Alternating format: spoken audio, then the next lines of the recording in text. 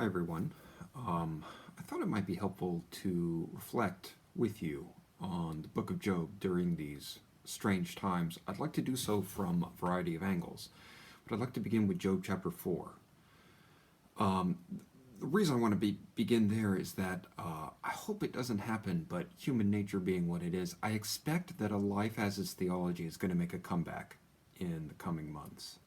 You'll remember that Eliphaz is Job's first friend to speak, and you'll remember Eliphaz's theology. He talks about it a lot at great length, but it's actually pretty simple. If you want to turn to Job chapter 4, just two verses, chapter 4, verses 7 and 8, Eliphaz says, "Remember, Job, who that was innocent ever perished." Now, you'll remember Job is incredibly sick at this point, at the point of death. So Eliphaz is saying, Job and his friends expect him to die soon, and Eliphaz is saying, if you were innocent, you wouldn't be about to die, therefore you're not innocent, right? Talk about bedside manner. Verse 8, "As I have seen, those who plow iniquity and sow trouble reap the same." In other words, you reap what you sow. At one level, that's not a crazy idea. Paul in Galatians chapter 6 will say the same thing, but we quickly learn that Eliphaz has a very narrow and mechanistic view of reaping what you sow. Eliphaz thinks everyone reaps what they sow in immediate, quick, obvious ways, such that you can infer backwards from suffering to some sin. If someone's life is not going very well, they must have done something to deserve it. I hope it doesn't happen, but I expect we are going to hear Eliphaz's theology online in the coming months. And what's interesting is that whether you're religious or secular, it's very easy to think this way. Friends, I don't know what your April has been like. The sun is shining, the birds are singing. I live on Oak Hill's campus. It's just lovely to go out and walk, and yet I read the news. I read about doctors and nurses working 48-hour shifts at risk of their own lives. I read about unemployment and people losing their jobs. They don't, worried about getting evicted from their apartments and so on. Why do some people recover and why do some people die? Why do some people lose their jobs and some people don't?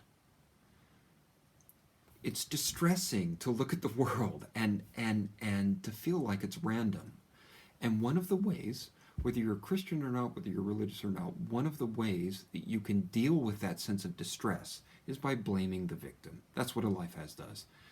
I expect that it will happen in the future. It's less scary if you think you live in a world where everyone lives out the consequences of their own choices in quick, easy, immediate, obvious ways. But if we live in a world where no matter how well you eat and exercise, no matter how well you plan financially, you might still get sick and die. Or you might get sick and have permanent health consequences from the virus. You might still lose your job. If we live in a world where no matter what you do, no matter how faithful you are as a Christian, suffering and loss might meet you for reasons totally incomprehensible to you, that's a lot scarier. If we live in a world where suffering is beyond our understanding, outside of our control, that's a lot scarier. And it's just very tempting to try to reduce that level of distress by blaming the victim. I don't think anyone is really free from this. I remember Skyping with a friend months ago who was going through, a dear godly woman who's been going through this awful divorce that's been dragging on for decades. And I'm Skyping with her, the tears are coming down her face. And I remember thinking, I didn't say it, but I was thinking, well, maybe you shouldn't have married him in the first place. Maybe you should have been more alert to the warning signs right up front. I'm blaming the victim because I see her suffering. It's hard. And so I say that with the pretense of trying to comfort her, but I'm really trying to comfort myself.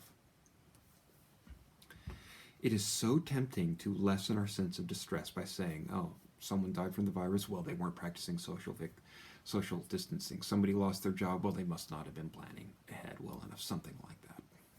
Friends, two things from the book of Job about this. First of all, when God shows up at the end of the book, there is not a single word of blame from him. There's just not a hint of it. All the human characters in the book are convinced God must be so angry. The friends are saying God's angry with good reason, Job. You must have done something to deserve this. Job is saying, God's so angry with me, I have no idea why. I've done nothing to deserve this. God must just be a big bully. When God finally does show up,